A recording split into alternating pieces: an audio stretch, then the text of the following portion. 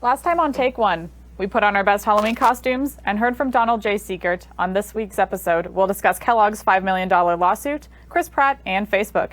And just for laughs, the depression stick and how to avoid scammers. These stories and more up next on Take One.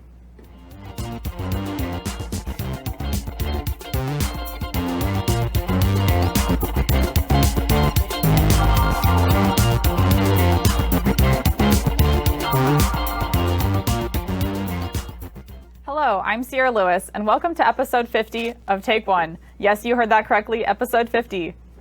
Good news for pet lovers. A new study shows that sleeping with your pet is good for both of you.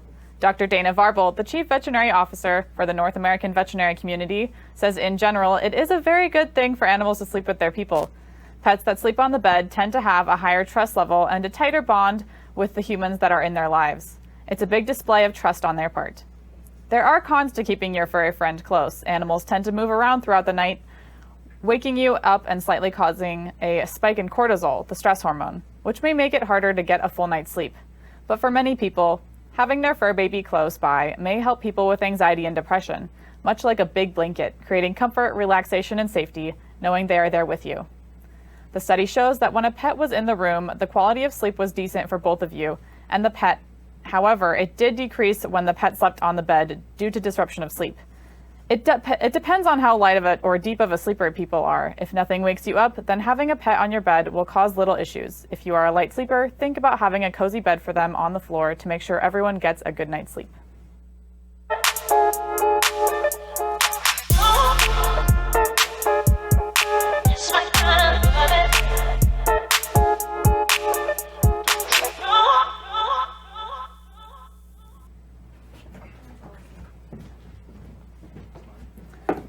Jenna, we've missed you in the studio. Welcome back to 360. Thanks, Sierra. It's been a few weeks since being here on Take One, so here's a Broncos sports update. Halloween weekend, Boise State football beat Colorado State 28-19 in Fort Collins. This was also the game where the football team debuted their City of Boise sticker, which will be worn on the players' helmets for the rest of the season. This sticker is to honor the Boise community and those affected by the shooting that happened at the Boise Town Square Mall the afternoon of Monday, October 25th. This past weekend, the Broncos played Fresno State in Fresno and won 40-14. The Mountain West Championship for women's soccer has also been held the past week here in Boise, and on Saturday, November 6th, the Broncos unfortunately lost to New Mexico in overtime with a score of 2-1 to finish in second place. Our volleyball team has also been doing great, and their season wraps up toward the end of November, and they are currently holding a record of 19-8 after their sweep against Air Force on Saturday night. And to finish off, Boise State basketball season is in full force. Check out the schedule and head to Extra Mile Arena this season to go support these players. Congratulations to all of these athletes, and as always, go Broncos. Now, over to you, Skyler. Thanks, Jenna. The internet has been losing its collective mind as of late. What about political debates, natural disasters, our very own Broncos? No, social media has been talking nonstop about Chris Pratt and his attempt to voice act anything and everything. The actor, who is known for his lead roles in Guardians of the Galaxy, Jurassic World, and Parks and Rec, has blown the collective minds of everyone as he has been cast as Mario in an upcoming film featuring Mario and the Mushroom Kingdom. Pratt is joined by other strange casting choices like Charlie Day as Luigi and Jack Black as Bowser.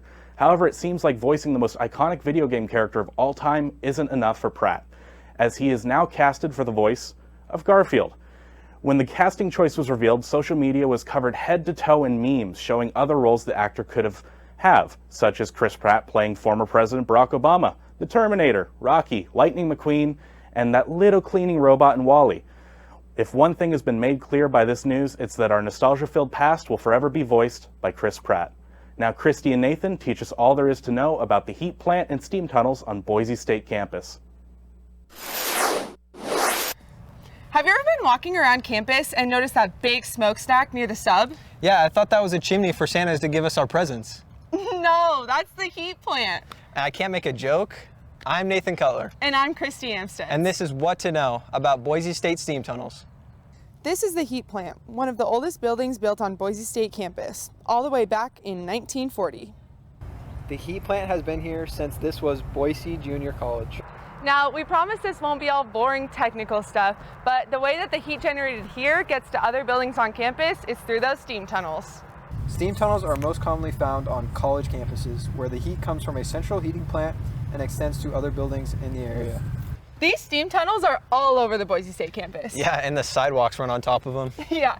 In the winter, the heat from underground keeps the sidewalk warm enough to melt the snow. Okay.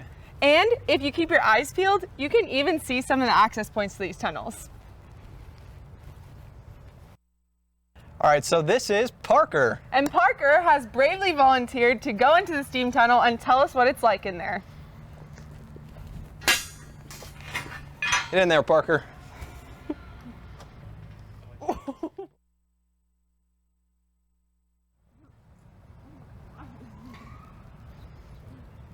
So, how long do you think we should leave him in there?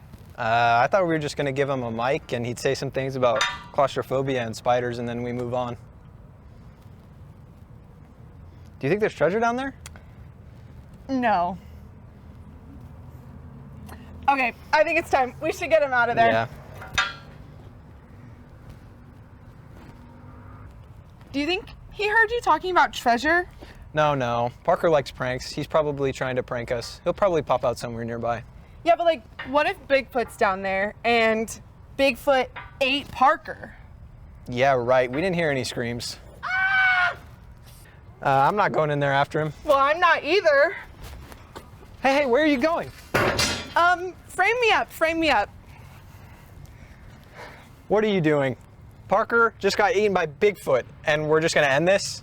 Bigfoot isn't real. What are you gonna tell our professor when we tell him we lost someone in the steam tunnels? I'm Christy Amstutz, And I'm Nathan Cutler. and this has been What to Know about the Boise State Steam Tunnels. It's good to know that Nathan's not the only thing on Boise State campus filled with hot air. Now, I've been dying to know how to avoid those pesky scammers. Let's hear from Annie and Melina in the spec studio for some laughs.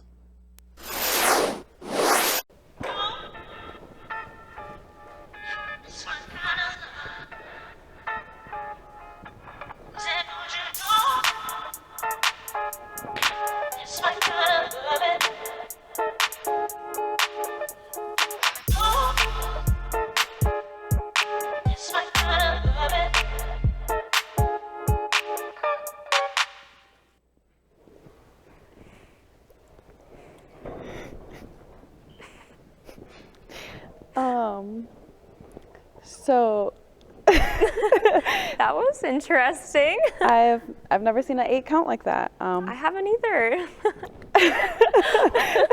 Quite a show. Yeah. Depression and anxiety is skyrocketing in Gen Z, but one industry is making the most of it. A company called the Depression Stick is marketing their nicotine vape by openly saying it can amplify feelings of depression and anxiety. This newly developed tactic was created by the marketing VP of the company, Craig, who says, "We noticed a popular trend of people experiencing mental health issues, especially the youngsters. And studies show that nicotine products can make those feelings even worse, so we decided to capitalize on that. In the marketing world, that's what we call a jackpot." Depression Stick is the only vape company using the truth as branding, and it's quite inspiring. They're going all out with this marketing scheme and enlisting the help of influencers on many social media platforms to help the spread of sadness by showing our generation that you can be just as sad as your favorite influencer if you vape with a depression stick. They're also putting up giant billboard and digital ads with catchy phrases like "inhale the bummers," "sadness now in cookies and cream," and "reach a new low, reach for a depression stick."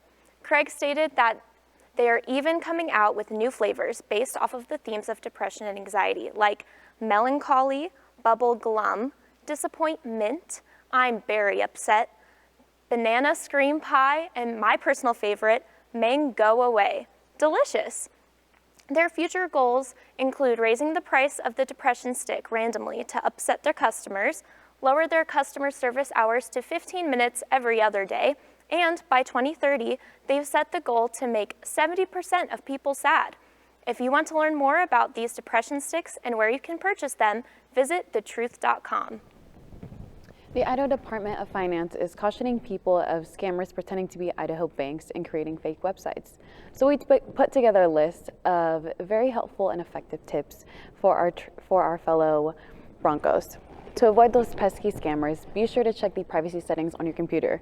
You'll want to make sure to turn off the search engine's safety browsing settings so that you can see all the options when searching for bank settings or bank websites. Next, if you get an email from what seems to be your bank, always make sure to click on each and every link. That way you can see if the email is legitimate or not. And remember, if they ask for your social security number, always provide it. How else will your bank be able to confirm it's you? Lastly, if the website asks for your credit card information, don't hesitate to enter those digits. If you've made it this far, it's probably legit. And if you get a pop-up saying you were selected to win a free iPhone or a cruise to the Bahamas, take it. Banks are always looking for ways to give back to their loyal customers. If you follow all of these steps, you'll be sure to stay far away from any of these scammers. I love it when banks do giveaways. You know, I feel like it's just showing their customers that they really care. Yeah, it's so meaningful. I love it. It's really nice. Now let's send it back to Kyle for another Would You Rather segment.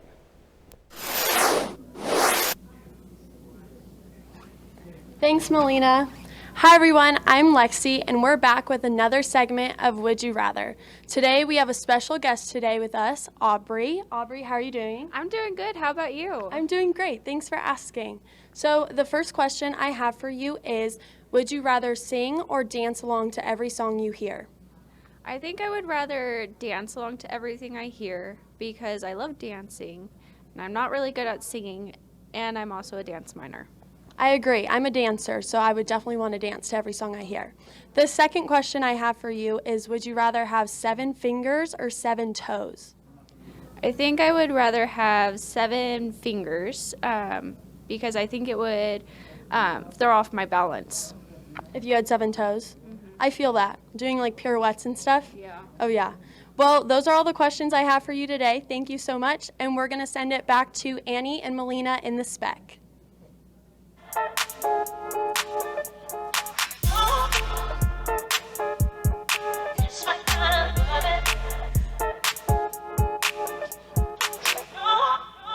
love it.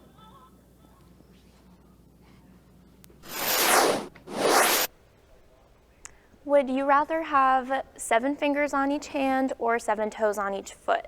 I think I'd rather have 7 fingers on my hand. I feel like I could grab everything.